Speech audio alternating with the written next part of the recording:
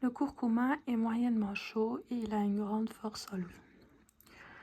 Celui qui a très mal à la tête, qu'il humecte son front et ses tempes avec cette poudre mélangée avec de l'eau et mise dans un linge et il ira mieux. Astuce d'Hildegarde. La moniale conseille le curcuma en cas de maux de tête, mais aussi pour soulager les troubles de l'estomac. Elle a pour habitude de faire une pâte de poudre de curcuma, farine blanche d'épeautre et eau. Elle sèche ensuite cette pâte et la réduit en poudre. Elle conseille de l'absorber à jeun, une demi-cuillère de café, avant les repas, mais aussi le soir, au coucher, et en la léchant sur la main. Remède contre le mal de gorge. Dans une grande tasse, mettez une demi-cuillère à café de curcuma, une cuillère à soupe de jus de citron et une cuillère à café de miel. Ajoutez de l'eau de source frémissante et remuez. Laissez tiédir quelques minutes et en cas de mal de gorge, utilisez cette préparation en gargarisme 2 fois par jour.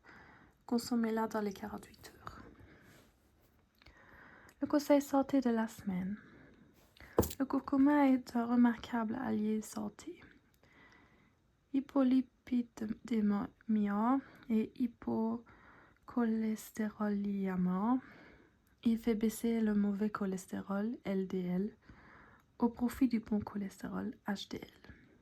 Il présente également des activités anti-inflammatoires et anti-algiques signifiantes, que l'on a comparées à celles de la cortisone.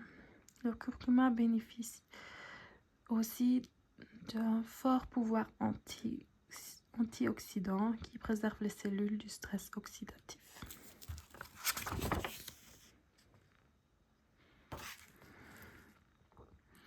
Lorsque quelqu'un a du sang qui coule du nez, qu'il fasse chauffer du vin et qu'il place la cornaline dans le vin chaud, qu'il boive ce vin et le sang arrêtera de couler. L'astuce d'Hildegarde. Dans son livre sur les pierres, Sainte Hildegarde écrit que tout en ce monde est vibration et que les différentes vibrations des pierres peuvent avoir différents effets sur l'organisme. On doit toujours transmettre ces vibrations au corps par un moyen approprié. Propriété de la cornaline. La cornaline est une pierre incontournable en lithothérapie. Elle apporte une profonde confiance en soi et développe l'intuition. Elle nous aide à prendre conscience de nos ressources intérieures et nous permet de développer notre capacité à faire les choses par nous-mêmes, sans avoir besoin de valider nos choix ou décisions à l'extérieur par l'avis des autres. Pierre de la sphère abdominale, la cornaline agit notamment sur le transit intestinal, l'énergie urogénitale, les fonctions de reproduction et la régulation des cycles.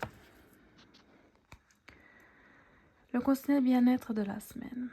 Pour bénéficier des bienfaits de la cornaline, il vous suffira de prendre la pierre dans vos mains ou sur vos genoux, si elle est trop grosse.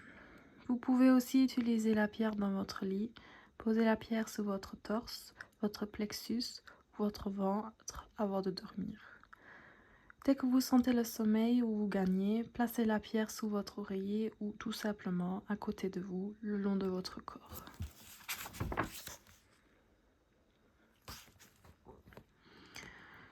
La rue est bonne contre l'amertume sèche qui naît dans les hommes qui manquent d'humeur correcte. Elle est meilleure et plus efficace à absorber crue qu'en poudre. Et quand elle est mangée, elle combat la chaleur incorrecte dans le sang de l'homme. L'astuce d'Hildegarde. La moniale recommande la rue des jardins pour soigner la mélancolie, l'humeur dépressive ainsi que les aigreurs. Propriété de la rue des jardins.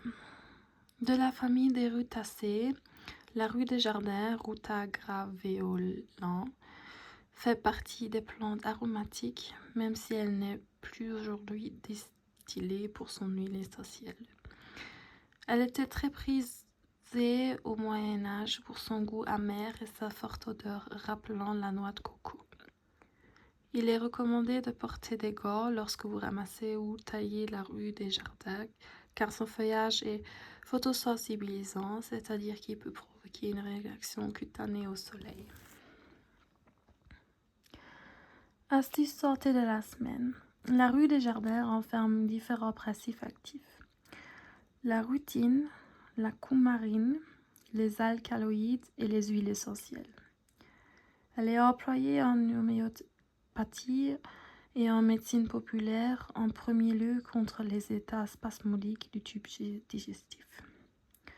En raison de sa toxicité, on ne trouve aujourd'hui cette plante que sous les formes suivantes: teinture mère, granules, ampoules buvables, gouttes, gélules. Ceux-ci sont principalement indiqués en cas d'arthrose, de luxation, de tendinite ou de surménage oculaire.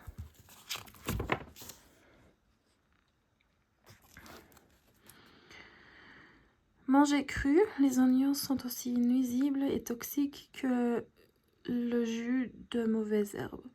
Cuits, ils sont sains parce qu'ils réduisent les substances nuisibles grâce à l'humidité présente en eux. L'astuce d'Hildegard. En fonction du mal à traiter, Hildegard recommande une utilisation crue ou cuite. Pour ceux qui souffrent de frissons et de fièvre, l'oignon cuit est particulièrement bon. Sirop d'oignon contre la toux.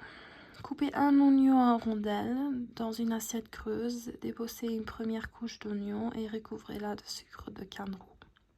Placez une deuxième couche d'oignon, puis une autre de sucre et ainsi de suite jusqu'à ce qu'il ne reste plus d'oignon. Terminez par une couche de sucre, laissez reposer toute la nuit. Le lendemain, recueillez le sirop dans un petit flacon de verre. Prenez-en une cuillère à café 3 fois par jour. Conseil santé de la semaine. L'oignon contient des principes actifs riches en soufre. Il stimule la sécrétion salivaire et gastrique tout en favorisant la digestion. Par sa teneur en adénosine, il est hypotenseur, fortifie le cœur et fait baisser le taux de cholestérol. Pour la moniale, l'oignon se révèle efficace pour faire baisser la fièvre en cas de grippe ou d'autres maladies infectieuses.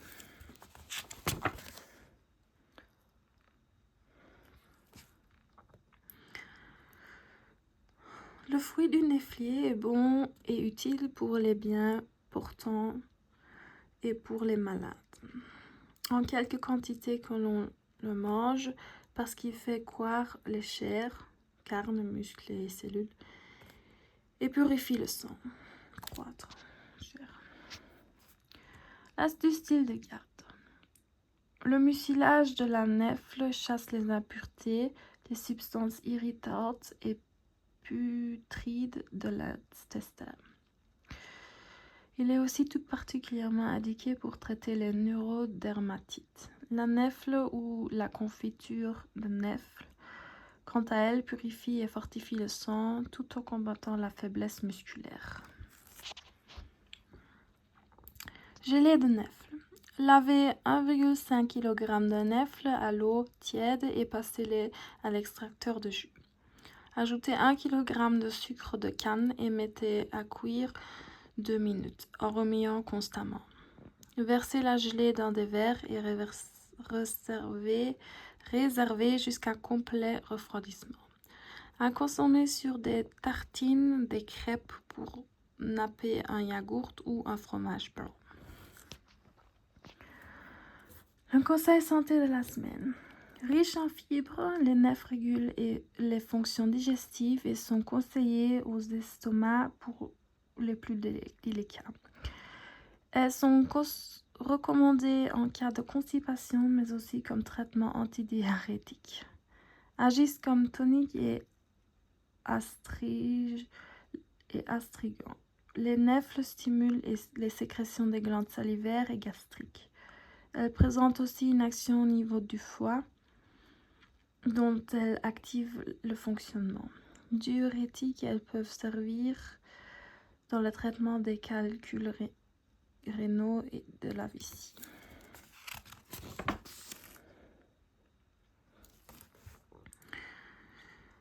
La thanasie combat toutes les humeurs superflues qui s'écoulent. Celui qui a facilement un rhume ou tous qu'ils prennent de la thanasie dans une soupe, en omelette ou avec de la viande ou sous quelques autres formes. Astuce d'Hildegard. La Mondiale recommande la thanasie contre les refroidissements, la catarrhe chronique, le rhume, les polypes et aussi les pertes blanches. Elle incorpore les feuilles cuites dans des soupes et des sauces comme épaissant ou la cuisine avec des œufs en omelette. Elle préconise également le vin de thanasie ou simplement la teinture dans du vin chaud en cas d'infection urinaire. Propriété de l'huile essentielle de thanasie. Riche en chamazulène, l'huile essentielle de thanasie annuelle Thanacethomanum possède une couleur bleue hors du commun. Anti-inflammatoire et apaisante, elle est réputée pour calmer les démangeaisons, les irritations, les rougeurs, les allergies cutanées, mais aussi pour traiter les névrites sciatiques, arthrite et rhumatisme. Il vous suffira d'en mélanger 30 gouttes à 100 ml d'huile végétale de votre choix, puis d'appliquer un peu de cette huile aromatique en massage sur la zone concentrée. Cultiver de la thanasie.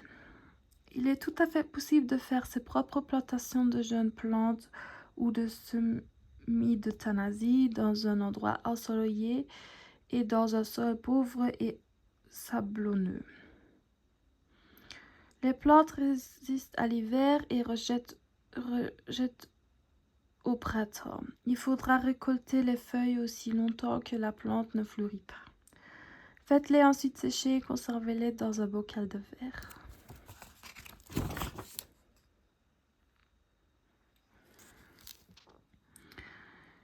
Et un homme qui a des éruptions cutanées, qu'il écrase l'écorce et les feuilles de buis et en extrait le jus, qu'il y a ajouté un peu de réglisse et qu'il le réchauffe dans du vin pur. Il doit boire ce vin chaud et cela enlève la douleur et les poisons de l'éruption de son organisme, de sorte que rien ne pénètre dans le corps. L'astuce d'Hildegard. Hildegard perçoit déjà à son époque les vertus dépuratives du buis. En assainissant le sang, il pouvait alors lutter contre la variole. De son sucre mêlé à celui du genévrier et à de l'huile de baie de laurier, on venait à bout de douleurs goûteuses. Les âges d'or du buis.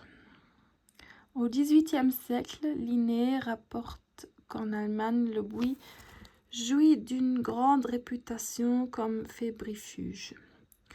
Pendant la Première Guerre mondiale, le docteur Stephen Arnold de Vervey, 1862 à 1938, met en évidence l'efficacité du buis contre les fièvres intermittentes réfractaires à la quinine.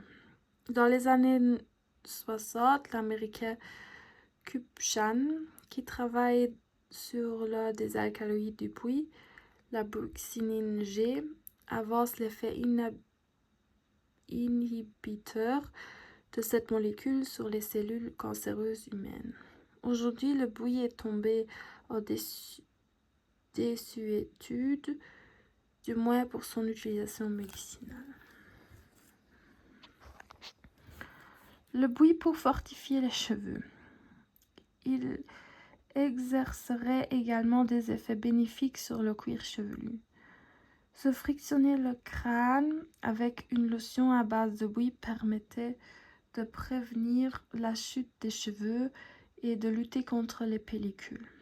Hachez finement 40 g de feuilles fraîches de bouillie puis mettez-les à macérer dans un demi-litre d'eau de Cologne et à appliquer régulièrement sur le cuir chevelu en lotion énergétique en cure de 21 jours.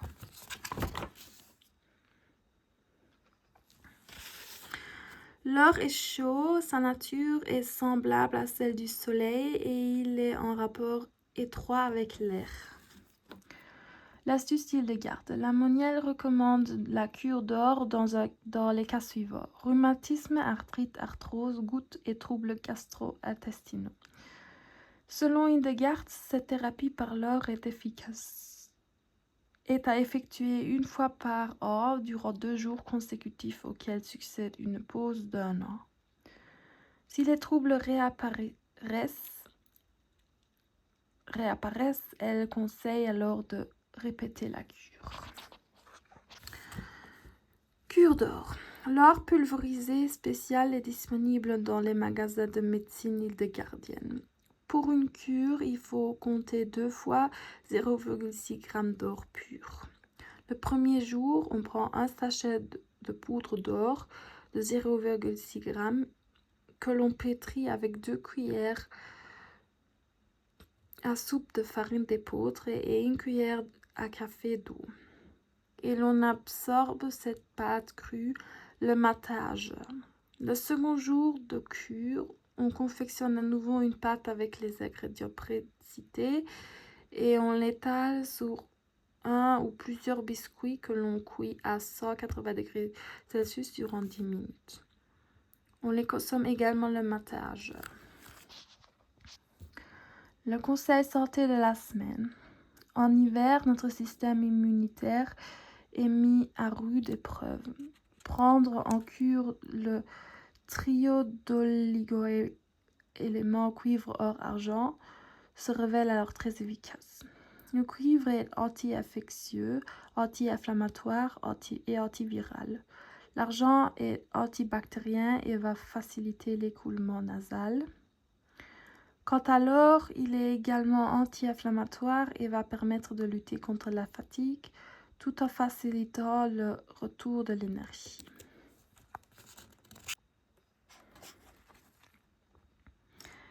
L'hysope est bonne dans tous les aliments. Cuite et réduite en poudre, elle est meilleure que crue. Elle rend le foie plus capable de rendement et purifie aussi un peu les poumons. Celui qui tousse et souffre du foie, ou celui aussi que le poumon oppresse, que l'un et l'autre mangent de l'hysope avec des plats de viande, ou aussi dans un roux avec des légumes, et ils iront mieux. La pensée d'Hildegarde. La moniale utilise les fleurs et les feuilles en infusion pour soigner l'asthme, les bronchites et autres problèmes respiratoires ainsi que les troubles de la digestion. En externe, les pétales s'appliquent en cataplasme ou bien en compresse d'infusion sur les échymoses et les paupières. Sirop d'hysope. Faites infuser 100 g d'hysope séché dans 1 litre d'eau bouillante. Attendez que le liquide est complètement refroidi puis filtré. Ajoutez 1,6 kg de sucre roux. Faites chauffer à feu doux en mélangeant et stoppez la cuisson juste avant l'ébullition. Laissez refroidir et transvaser dans une bouteille en verre. Buvez 4 à 6 cuillères à café de ce sirop par jour. Le conseil santé de la semaine. La toux sèche est une toux sans expectoration, mais très irritante. Pour calmer l'irritation, il est nécessaire de faire appel à des plantes anti-algiques et anti-inflammatoires. Vous pourriez préparer une infusion de thym Dans une tisane, mettez 2 cuillères à café de sommité fleurie de thym. Couvrez avec de l'eau de source frémissante et laissez infuser 15 minutes. Ajoutez 1 cuillère à café de miel et buvez-en 3 tasses par jour.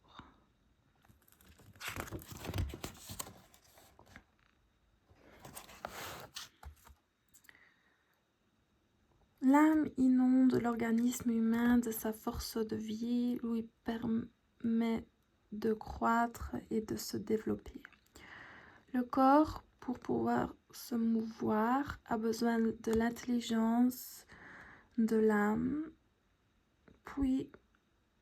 puisque seule l'âme donne au corps le mouvement et la vie. L'organisme humain est aussi étroitement lié à l'âme que la créature l'est au verbe. La pensée d'Hildegard. Selon la moniale, l'âme joue un rôle capital dans le fonctionnement de l'organisme humain. C'est en effet elle qui en a la direction et qui lui apporte tout ce dont il a besoin. Elle est intimement convaincue que lorsque l'âme est affligée par le mal, l'homme risque à tout moment la maladie. Sa médecine est aussi une thérapie de l'âme et le jeûne est l'un des moyens, selon elle, pour purifier celle-ci. Soupe du jeûneur. Dans 1 litre d'eau, faites cuire des légumes émincés en petits morceaux, carottes, céleri, betteraves, bio de préférence. Ajoutez 2 cuillères à soupe de semoule d'épeautre et quelques épices hildegardiennes. Noix muscade, serpelet, pyrètre. Consommez cette soupe de préférence le midi. Cette soupe se consomme le midi sur une durée de 6 jours. La journée type de jeûne hildegardien s'accompagne d'un brossage du corps à sec, d'infusion de plantes, de gymnastique, de bain de pieds chauds avant le coucher. Le conseil santé de la semaine. Nous savons aujourd'hui combien la pensée positive et la méditation impactent favorablement notre bien-être, mais aussi notre santé. Prenez le temps de méditer quotidiennement, ne serait-ce que 5 minutes, pour vous sentir mieux et relativiser les petits tracas du quotidien. Il existe aujourd'hui de multiples applications très simples pour vous guider dans vos premiers pas.